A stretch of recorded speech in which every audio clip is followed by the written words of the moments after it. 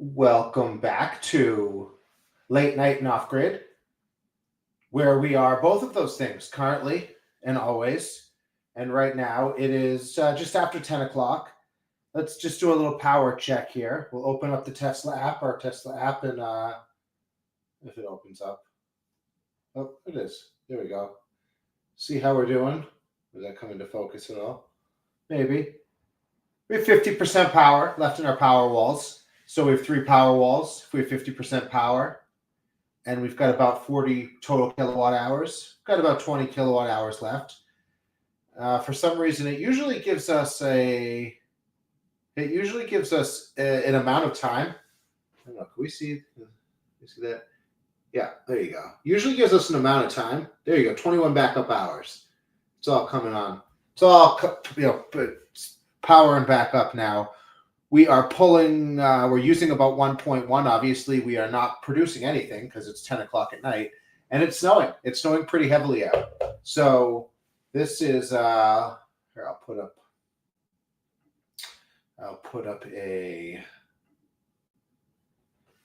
a little visual of how it's looking out on the farm.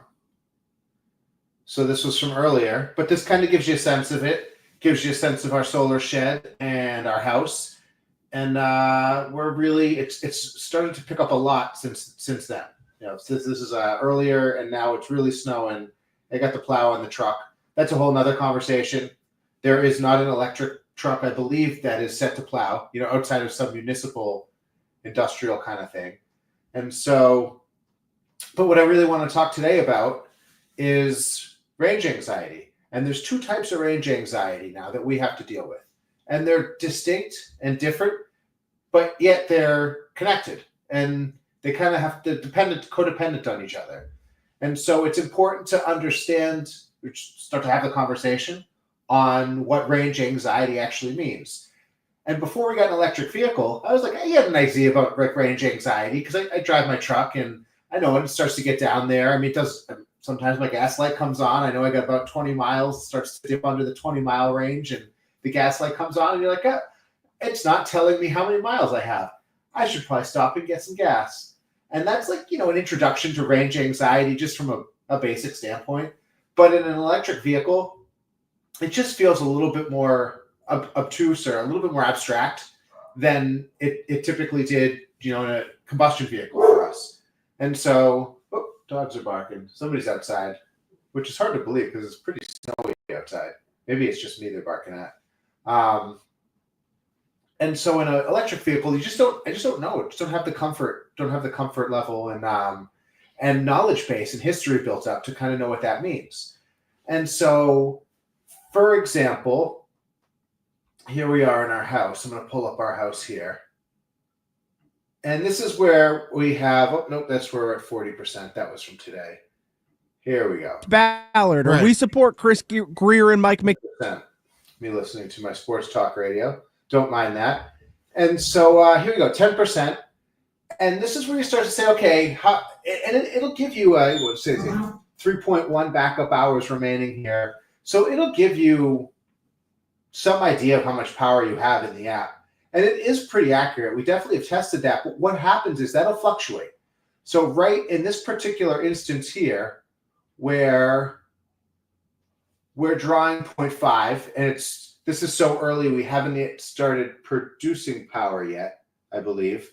And so if something else goes on and that 0.5 that we're using in the house goes up to, let's say, a kilowatt, then that 3.1 backup hours becomes 1.5 backup hours.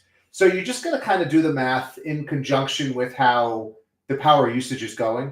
And it's got to be sort of updated in real time. And it does reflect back in the app pretty well, but it's just not super comprehensive. And there really isn't a ton of analytics and a ton of data that's usable in real time. You could reflect back on it. You could reflect back on your day and say, this is how much I used. And, this is how much we brought in.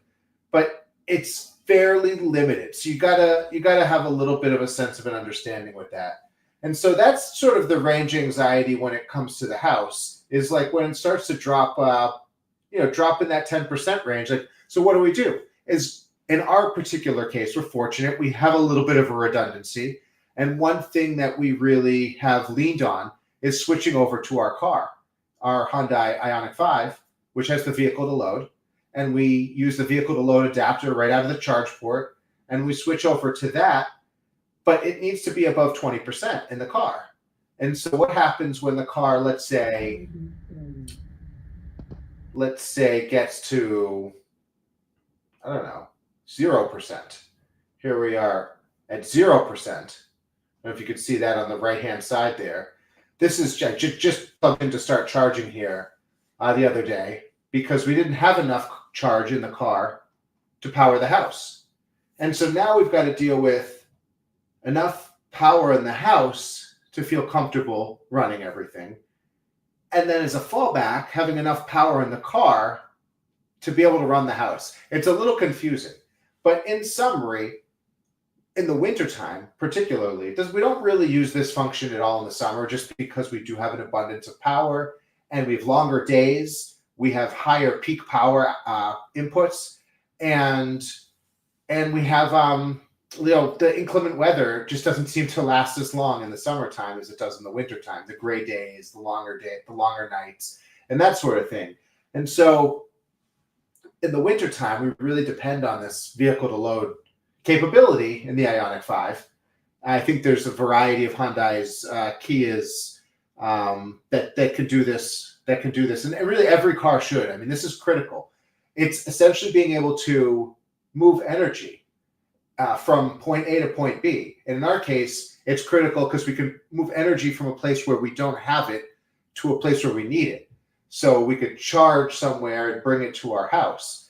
And we use that in a variety of different ways. I mean, it really is, it's a game changer for us. We've lived off grid for almost 4 years now. We picked the car up. It was used. We got it about 1.5 years ago.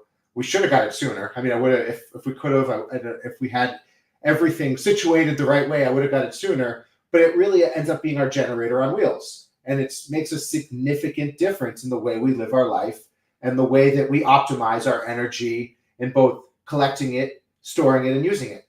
And so off-grid for us means something different now, that we can go and collect energy and bring it back to our house and feel like we've got some redundancy in the system.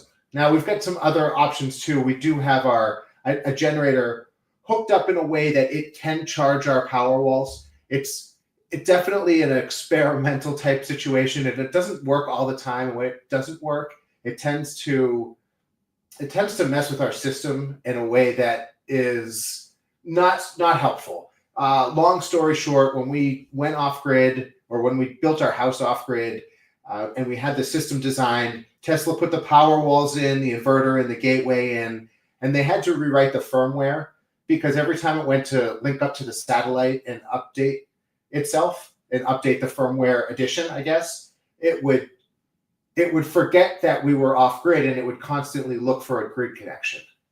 And so in the trial and error of these, kind of like trying to figure out, can this generator actually charge the power walls?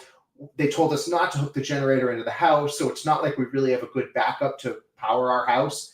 And so I'm going to go back to the house here too, because I see I left it on the car at 0%. We did charge up. That charger, it's at 61 kilowatts now. It gets to 120, which is pretty nice. I have to drive a little bit, like 20 minutes to get to it, but it does get to 120, which gets us like 0 to 80% charge in a little over half an hour. Not much more than that. But here's where our entire, you see on the right-hand side, there's the kind of the solar shed there. So all of our solar equipment is in there. Our gateway's in there, two inverters, 3 power walls, and then on the long side of that roof slope, which is kind of optimized up here for orientation, we have 36 solar panels. And that, again, it gives us more than enough power we need in the summertime, not enough power in the wintertime, which is why the car is so critical. And so having the car ends up both in a way like doubling the capacity or tripling the capacity, if you will, of the power walls. Because in essence, we have 3 power walls. They're about 12 to 14 kilowatts each. It depends. And there's so many kind of subsidiary conversations here, because in the wintertime, like right now, the temperature is dipping. And we're going to get to about 0 degrees Fahrenheit pretty shortly here. We're dropping, and that's where we were last week. And we will see a significant decrease in the efficiency of our lithium-ion Powerwall batteries and our lithium-ion car batteries. The car range is almost where you see it the most, because you can visualize it and say, all right, well, if we're used to getting 220 miles, 230 miles of range on the Ioniq 5, and now we're clocking in at 190 or 180, we're losing 30%, easy 30% range. And so that translates over to the house as well. So we're losing 30% in the house. Long story short, we need the power. We need to bring the power. We need to be able to collect the power. And so when it's important to just plan ahead a little bit. If you're having range anxiety, don't worry. I mean, that's the first thing I would say is, once you get enough experience and history under your belt, it'll start to feel a little more comfortable and confident and say, all right, when I left yesterday, when we knew we had to get power in the car because we didn't have enough, we have to be above 20% to use our vehicle to load, and we didn't have power in the house, we started dipping below that 10%. And at 5%, the whole system shuts off.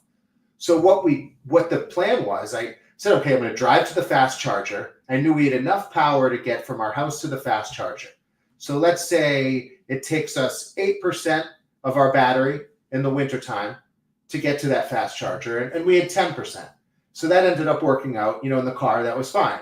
So I knew we would be fine. And then when I was driving, I first looked and I said, okay, how much power do we have in the house? And we happen to be at 10% in the house. I think we're at matching 10 and 10. So we're 10% in the house. I said, I'm going to look to see what power we have in the house when I get to the fast charger. So drive to the fast charger, and I've done that enough. I knew we would, drop from 10% to 2% and get there, just enough power in turtle mode, so to speak.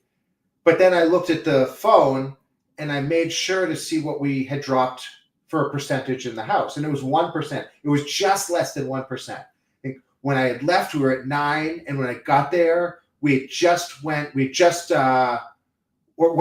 left, we had gone from 10 to 9. And when I got there, we had just gotten to 8. Just turned from 9 to 8. So it's 1%. So I said, okay, as long as I leave the charger at 6%, a little over 6%, I'll make sure we get home at a little over 5%, which is before the system shuts down. And that's how I timed it all. I plugged in, ramped up to 120 kilowatts. That gave us about a good 20, 30 minutes of charge. So we got ourselves up to about 60%, 70%. And then got back to the house, no problem, at 5%. Plugged in, switched over to the car. We did run the generator because we had some inclement weather up ahead and it's snowing now. So we put about, we basically we can power back up one of our power walls pretty consistently. So that's what we did. So powered up one of the power walls, and we've been able to coast since then. We produced some solar power today, even though we had a little bit of snow. We had some good sun too. We had some sun too, and it didn't. So tomorrow we'll have more of a coating on the solar panels. I'll have to go out and clear it, and that will hopefully produce some sun tomorrow. And they'll heat up. They do catch the sun pretty well. They radiate. They catch the radiated heat pretty well, and they clear themselves off pretty well. Especially when I clear the first row. The bottom row of the panels. It's 3 rows. It's 12, 12, and 12 on the back side of our shed. And so when I clear that first row, I usually get covered with snow because the rest of it comes crashing down on me. So that's the scoop. That's why if you're panicking at all or worried at all about your range, don't worry. Just keep getting experience with it. Know that you've got a little bit extra than you think you have, and err on the side of caution, but you'll be able to get through it. And there's a few ways, even if the system shuts down. If the house shuts down, there's ways to get the system back on. If your car runs out of power, there's ways to recharge it. Just be at a place where you can recharge it. I mean, that's the goal. Is put yourself in situations to succeed. So I don't do that enough. Try to do that more. And that's part of, if I talk about it, maybe I'll cast it out into the world and see if it actually comes to any kind of fruition. So that being said, hope everybody's got enough power for your day, inside and out. We're sitting at like 50% rolling into a snowy day. I'm happy with that. And I think we're going to make some more tomorrow. So if you need to shovel out there, if you need to plow out there, be safe. Good luck. Stay warm. And I will catch you hopefully tomorrow night. I got a lot of interesting things to talk about. Way too many interesting things to talk about and not enough time. So be well, everybody. Catch you soon. Thanks for watching.